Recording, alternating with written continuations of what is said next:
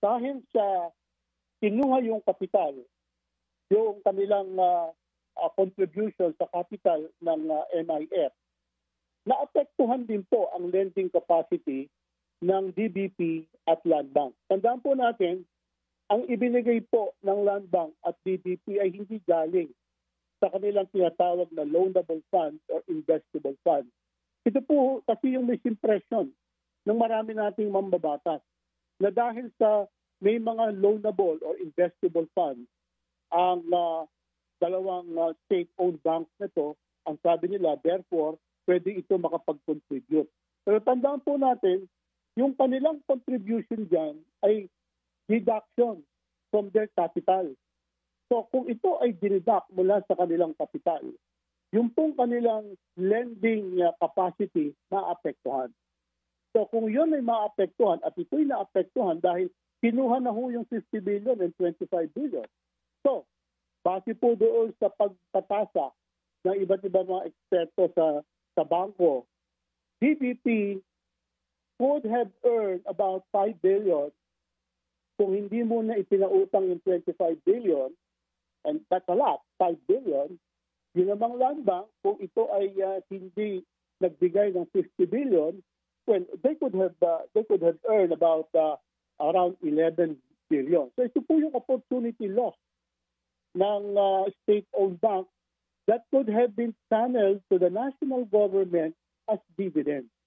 Now dahil ho dito, nag-request po ang Land Bank at ang DBP for regulatory relief at dividend relief from the Bangko Sentral ng Pilipinas. Ito po yung dahilan kung bakit ang IMF ay nagsabi, of course sinabi na po ito, sinabi ko na po ito, sinabi po ng iba't ibang mga concerned citizens ng ating bansa, natatamaan ang lending capacity ng dalawang state-owned banks nito. Now, IMF came out with its report last year, issued this year, na kinakailangan ay magkaroon ng recapitalization ang both DBP at ang Land Bank. Now, tanong, saan po kukunin yung recapitalization?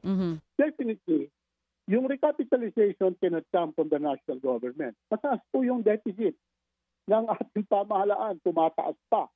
Eh di, kung may deficit po, dalawa lang bagay yan. Una, mangungutang. Pangalawa, magkakaroon naman tayo ng mas mataas na tax or buwit.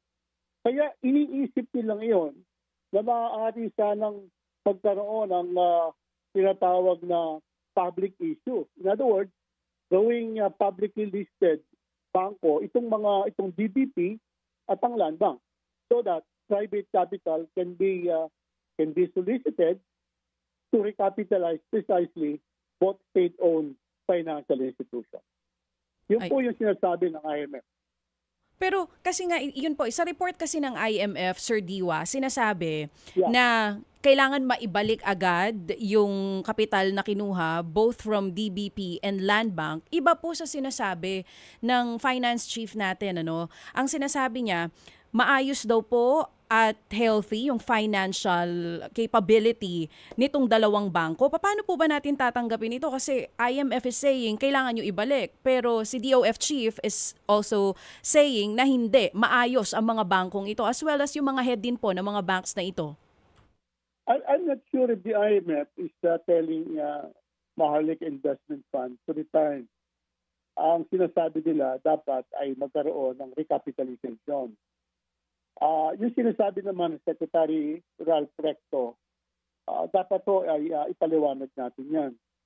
Ang basihan po noong statement ni Secretary Recto ay yung tinatawag nating capital adequacy ratio. Ang capital adequacy ratio po, ito po yung requirements ng Bangko Sentral na kinakailangan ang capital base ng mga bangko ay dapat ay at least mga 10%. Totoo po na ito ay importante at ang Land Bank at ang DBP, kung titingnan po natin noong 2022, sila po ay at 2023, they were above the capital adequacy ratio of 10%. Mas mataas po ang both DBP at Land Bank. Subalit, Ang kinuha po dito ay yung before Maharlika Investment Fund contribution. So, kung titingnan po natin yung 22 at saka 2023, they were above the capital adequacy ratio. Subalit, dalawang bagay po. Una, ang dapat kong tingnan kung capital adequacy ratio, ang pinag-uusapan natin dito, dapat titingnan yung number after the contribution sa Maharlika Investment Fund. Ang problema rito, kapag ito ang tinignan natin, hindi po makakapasa yung pong DBP. Bagamat ang land bank ay makakapasa. Okay. Ngunit pangalawa, hindi lamang po dapat tinitingnan ang capital adequacy ratio. Ang tinitingnan po dapat natin dito ay yung tinatawag natin CET1. Ang CET1 po ay yung Common Equity Tier 1. Ibig sabihin nito, ito po yung pinakamataas na uri ng kapital ng isang bangko. Ito ay kasama nito cash, foreign currency, gold, at iba pang liquid asset. Kasi po yung iba, isinasama doon sa kapital, yung iba ay hindi ganoon sa liquid. Kaya ang tinitingnan ngayon, base sa Basel 3, ito po yung international standards ng banking. No?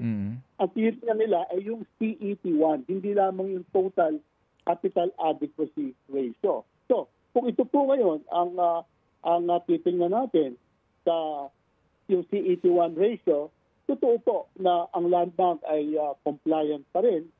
Subalit ang DBP hindi na po compliant dito. However, dapat po natin tingnan dalawang bagay. Number one, medyo nandun lang po sa pinaka-minimum, malapit dun po ang land bank. Ang DBP below sa minimum. Kaya nga po, sa ibang bansa, ang minimum nila ay mas mataas kaysa sa 10%. At kung yun ang pag-uusapan natin, iba nasa 12, iba nasa 13% hanggang 19%, ay medyo malayo-layo yung pong ating dalawang state-owned bank. Sa tingin ko, ito po yung pinag-uusapan natin na kinakailangan iayos ang capital base ng land bank at saka ng DBP.